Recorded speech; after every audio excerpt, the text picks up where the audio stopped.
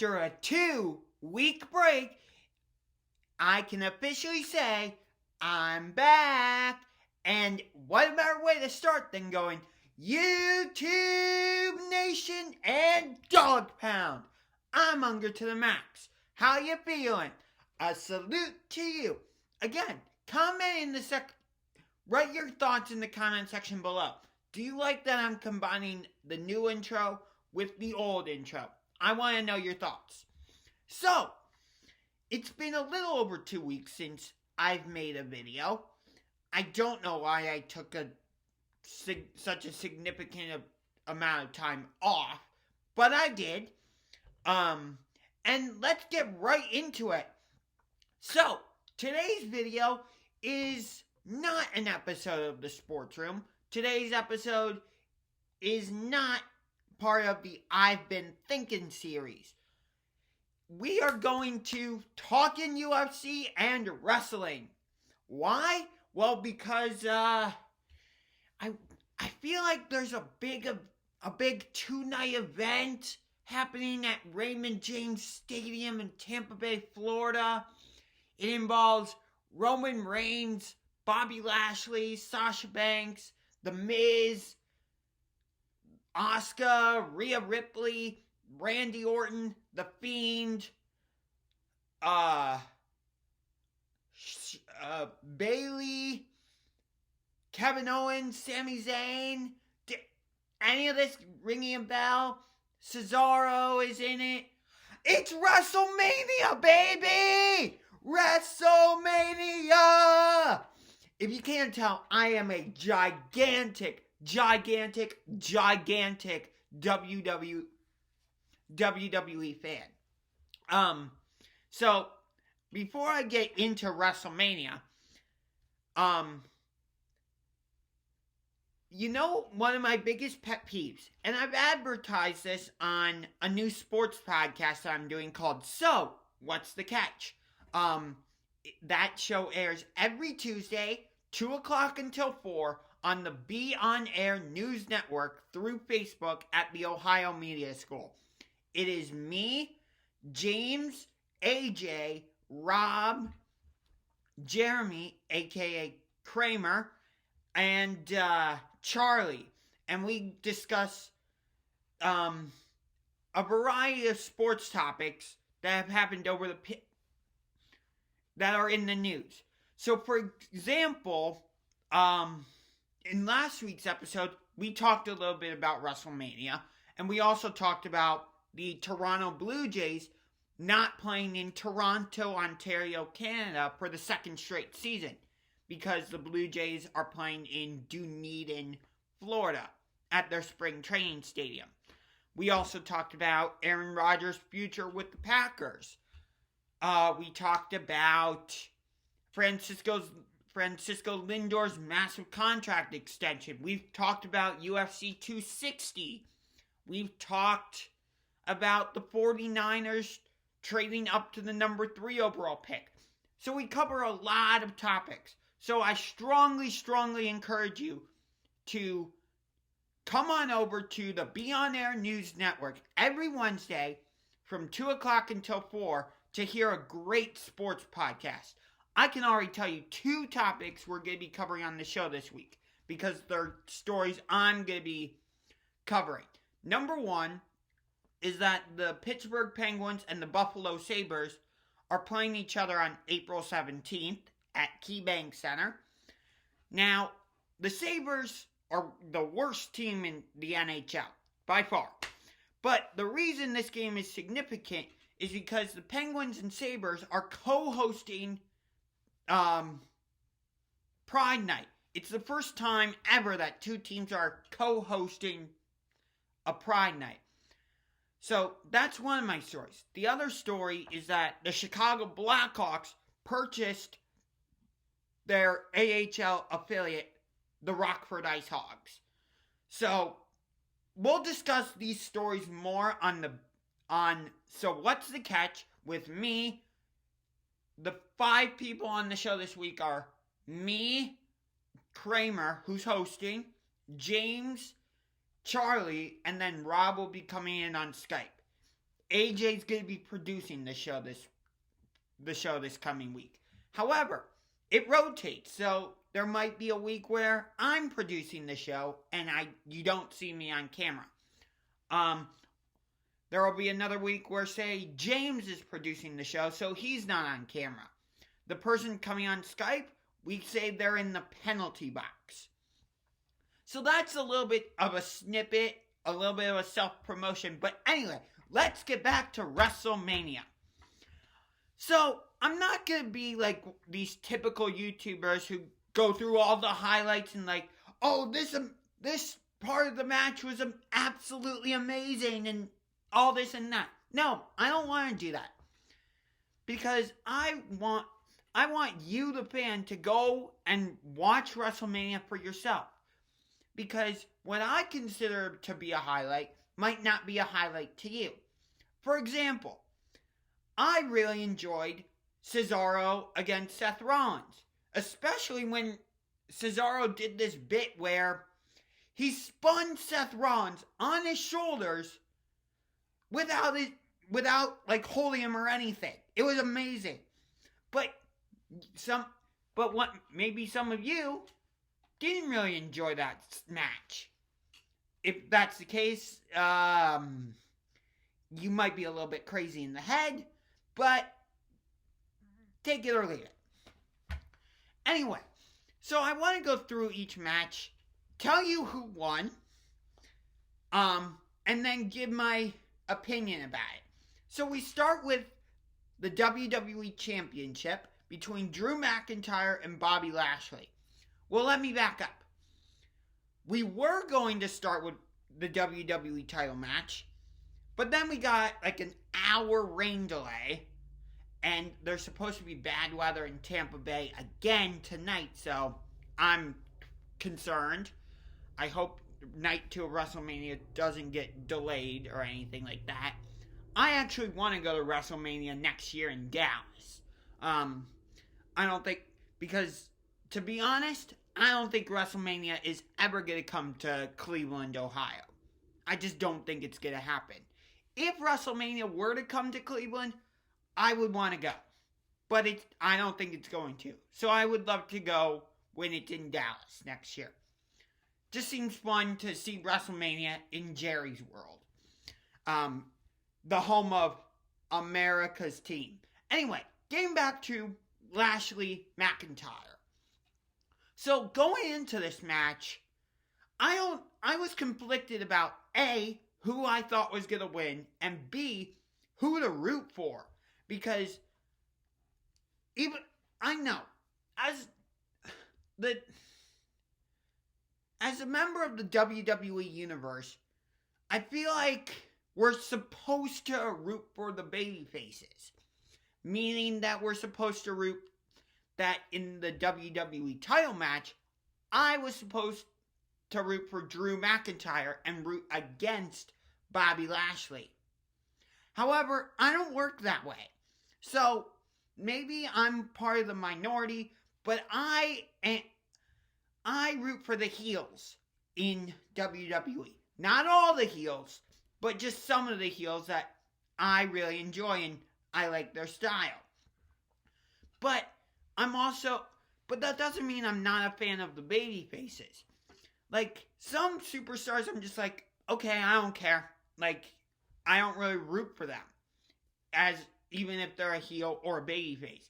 And then there are some superstars where I'm like, hell yeah, I'm a big fan of this particular superstar. And I have 3 of those. Roman Reigns, Sasha Banks, and Bobby Lashley. However, and Seth Rollins, as well as Bayley. Yeah, so 5. Seth Rollins is 1, Sasha Banks is 2, Roman Reigns 3, Bobby Lashley 4.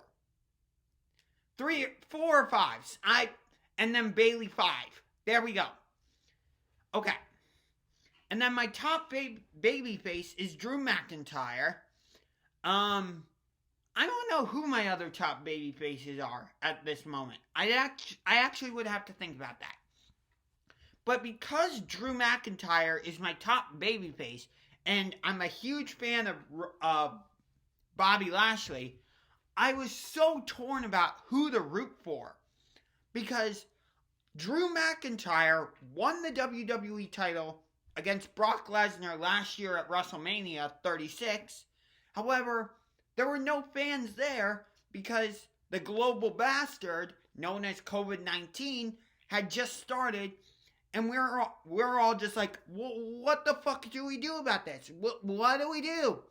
So WrestleMania got moved from Raymond James Stadium to the Performance Center, and so Drew McIntyre didn't get his WrestleMania moment. So I thought going into this match, for sure they're gonna take the title off of Bobby Lashley and let Drew McIntyre have his WrestleMania moment. No! WWE completely swerved off of that. Bobby Lashley ended up winning by making Drew McIntyre pass out because of the Hurt Lock. Which was, I was a little bit speechless. I'm like, what? What?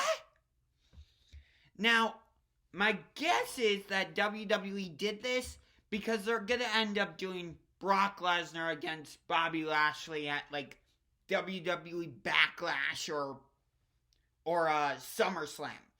And I want to get excited about that match. I do, but I just don't like Brock Lesnar. Never have, never will. He's a part-time champion. He doesn't defend his title at every pay-per-view. He doesn't even cut the promos on Monday Night Raw or SmackDown. He had his manager, Paul Heyman, who's now the manager for Roman Reigns, did all the talking, and Brock Lesnar never had any matches on TV, on free TV, on USA Network for Monday Night Raw, or Fox for SmackDown. So I just can't get behind Lesnar. So, as much as I like the decision by WWE to keep the title on Lashley, if it's because they're doing Lesnar against Bobby, Nope. I'm sorry, but no. What I want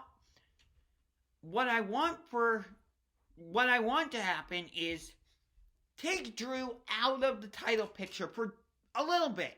Just a little bit. Give him other feuds. Maybe, I don't know. Maybe put him in the tag team division for a little bit. I don't know. I guess you can't really have him feud with AJ Styles anymore because AJ Styles and Omas won the tag team titles. Jumping way ahead.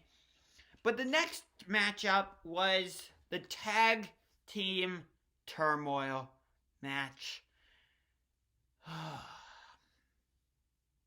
Natalia and Tamina won. There you go. Carmella and Billie Kay defeated Lana and Naomi via surprise roll. What a shocker. And then the Riot Squad went out and beat Carmella and Billie Kay. And then the Riot Squad went out and defeated Dana Brooke and Mandy Rose, which I think was the wrong choice. But then you had Natalia and Tamina defeat the Riot Squad. So tonight, we're getting Natalia and Tamina, who are heels, against Nia Jax and Shayna Baszler, who are also heels. So, who am I supposed to root for? They're both heels. And I'm sorry, but these two teams are not the type of heels I get behind. I just don't. So, the next match after the tag team turmoil disaster, because I hated that match. It was terrible. The The women's tag team division is just, I'm sorry, it's hot garbage. Total hot garbage. And it shouldn't be, but it is. Anyway, forget that. Let's move past those shenanigans. So, the next match was straight fire. It was Seth Rollins against Cesaro. So Seth Rollins comes out first, right? And he comes out to his old theme song of Burn It Down! Da da da da da da da. But then it goes into like this other type of music that like I guess goes along with his new character of embracing the vision and oh, I'm the SmackDown savior or whatever it is. Seth Rollins is my favorite superstar in all of the WWE. And I love him as a heel. I think he's so much better as a heel. But this character, this whole Monday Night Messiah, SmackDown Savior, whatever you want to call it, survey says, it's just a miss for me. I don't like it. And I love Seth Rollins as a heel. He's great. And I want to root for him. Trust me, I do. But I just don't like it. I just don't like this embrace the vision. I don't like it. Change his character. Change the character, but keep him as a heel. Okay? And then Cesaro, which this was his first singles match at WrestleMania. What? Cesaro is great. Like, he has the neutralizer. He has the big swing. He has that great uppercut where he tosses his opponent in the sky and just goes, BAM! And yet, yesterday was his first singles match. What? And the story of the match was Cesaro is Cesaro gonna get the swing? And he tried a number of times, but Seth was just finding like creative ways to avoid it. And there was this great bit. Okay, I guess I'm getting into highlights. Okay. So I guess I'm one of those prototypical YouTubers. Oh well. But anyway, maybe my passion for the WWE is a little bit different than other YouTubers you've seen. Hopefully it is. I'm trying to be my own unique YouTuber, if that makes any sense. Anyway, so Seth does this amazing bit where he jumps off the corner of the ring, does like a 360 spin, and lands perfectly on Cesaro. I don't even know how to explain it to you. You just gotta go watch this match. It was straight fire. And I thought it was, I don't know if it was placed in the correct spot of the night, but it was still good. But it only went like maybe 15 minutes at most. I would have liked it if WWE had given these two a little bit more time to really develop the match. Now, that's not to say the match wasn't fantastic. For me, it was the best match of the night, closely followed by the main event, which I will get to in a few minutes. So this is going to be a bit of a longer video, but stay with me. Stay with me. Okay? And I'm going to be doing this type of WrestleMania video tomorrow, as long as Night 2 happens. Because right now there's significantly bad weather in the area of Tampa, Florida. So we'll have to wait and see. Anyway, I would have liked Cesaro and Seth to go a little bit longer than it did. Because the feud has been great. It's one of the few builds to WrestleMania that I'm like, I'm actually invested in this. And then it just kind of felt like they had to rush the match a little bit. But Cesaro won after he got the big swing, and then he hit the neutralizer, which is how I wanted him to win.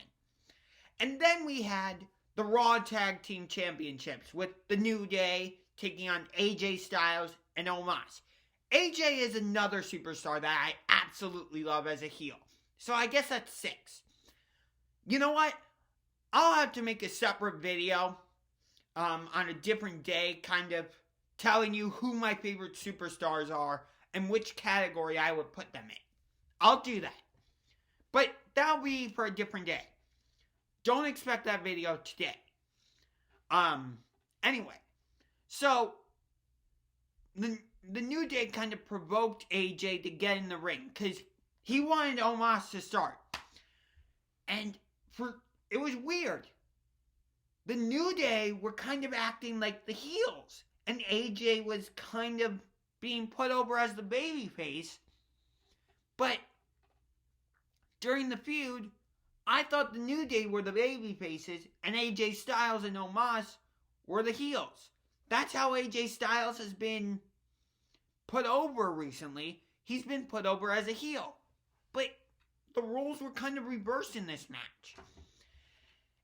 Because, like, Xavier Woods at one point was saying, this is how it works as a tag team. We've cut off half of the ring so you can't tag in your partner. But once AJ tagged in Omas, holy shit! Omas just destroyed him. Like, Xavier Woods tried to kick Omas to cut him down. It was like, Omas was like, is there a breeze out here? Because I don't feel anything. It was amazing. Like, Kofi Kingston, like, jumped off the top rope to try and knock him down. Omas looked at him and went, didn't hurt. And then the finish, Kofi Kingston ends up on the ground, and at the behest of AJ Styles, Omas literally just put a single foot on former WWE champion Kofi Kingston and got the 3 count. And then it was time for the match I was least looking forward to, and the match I liked the least. The steel cage match between Braun Strowman and Shane McMahon. This whole feud has been Braun versus Brains. Ugh. No, never. WWE, do not continue this feud after WrestleMania. Drop it. It never should have been a feud in the first place. You got that, WWE? This feud never should have happened. Braun Strowman should have gotten a proper title match. That should have been Braun in the WWE title match against Bobby Lashley last night. And you saved Drew McIntyre. I think WWE screwed that whole thing up. But anyway, that'll be a different video for a different day. Braun Strowman defeated Shane McMahon. But the best bit was, it looked like Shane was about to escape. Braun literally, peels off part of the cage, takes Shane McMahon through it, and then they eventually end up on the top of the cage. You hear Braun yell, "This is for everyone who's been called stupid." He tosses Shane O'Mac onto the ring, which is 20 or 30 feet below. Maybe I'm exaggerating a little bit. I don't know. And I thought that was the end of the match. Nope. Braun gives him a running power slam. 1, 2, 3. There you go. And then the most surprising match of the night was next, as we had the Miz and Morrison taking on Damien Priest and Bad Bunny. Now, going into this match, I'm like, okay, Damien Priest is going to do most of the work. Because Damien Priest is who WWE is trying to build up. Maybe Bad Bunny will throw a few punches and maybe, throw some kicks. No!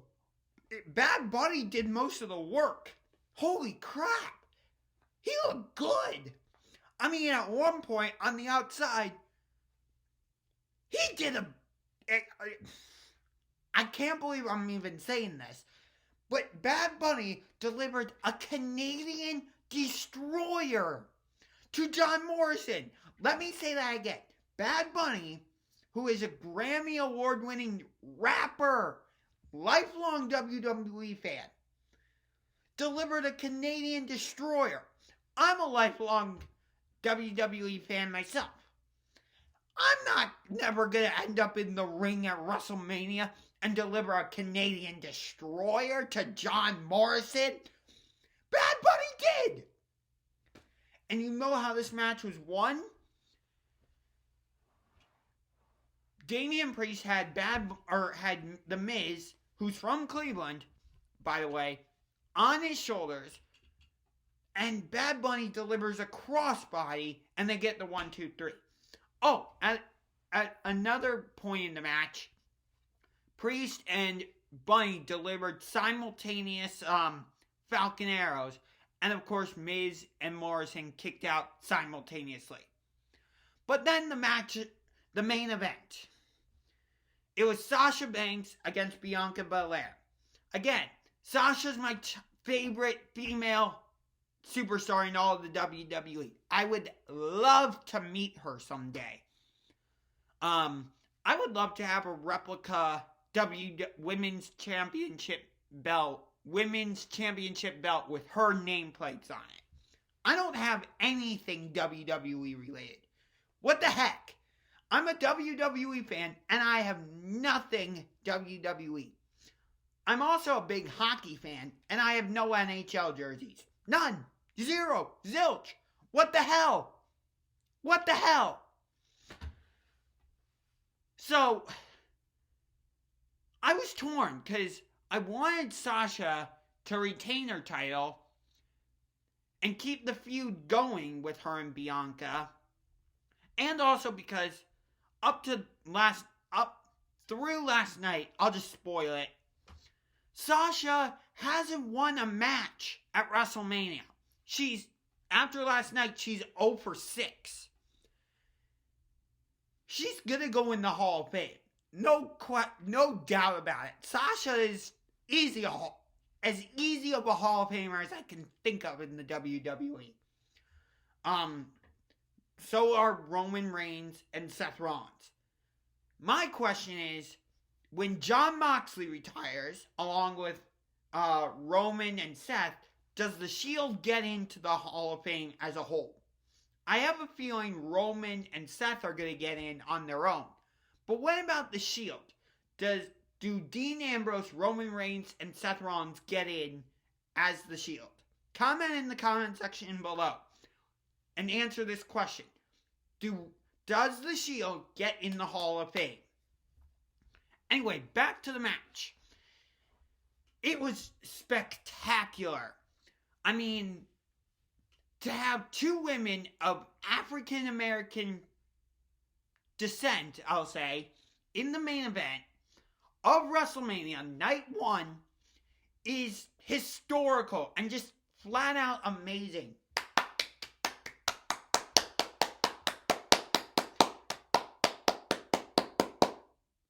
Round of applause to WWE for doing this. And the match lived up to the hype. But the build to the match was terrible because Sasha and Bianca were feuding with Nia Jax and Shayna Baszler, and Reginald was involved, and I'm just like, no, don't do this, WWE, don't do this, no, why, no. WWE completely booked this feud wrong. They never should have been in the tag team division. Sasha and Bianca should have just been able to have a normal feud where it's like, where Bianca was saying, I'm the EST, I'm the strongest, I'm the quickest, I'm the fastest, I'm this, I'm that. And Sasha could have played the heel and been like, no, you're a rookie. You're not any of those things.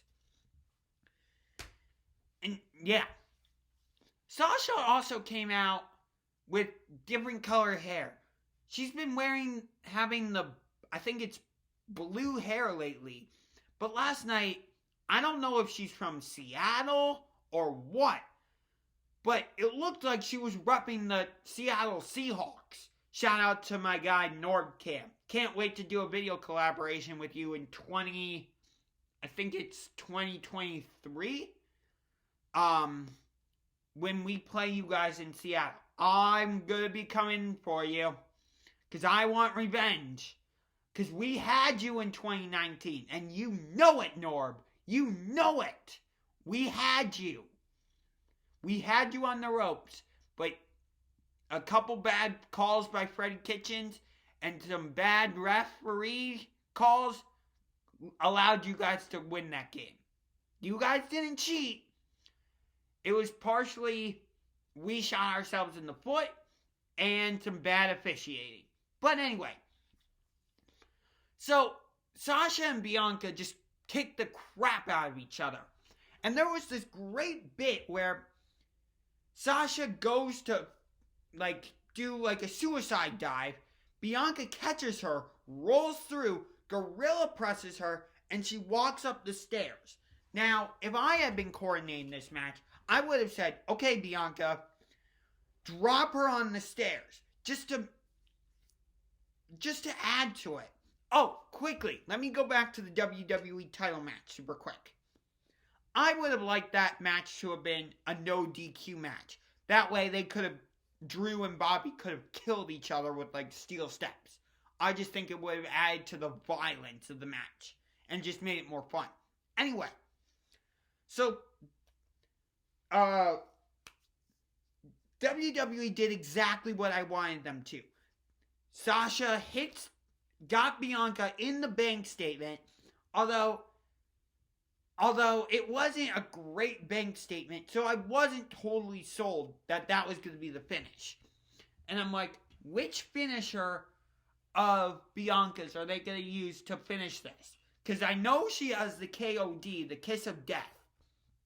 But Bianca also has this 450 press that she does.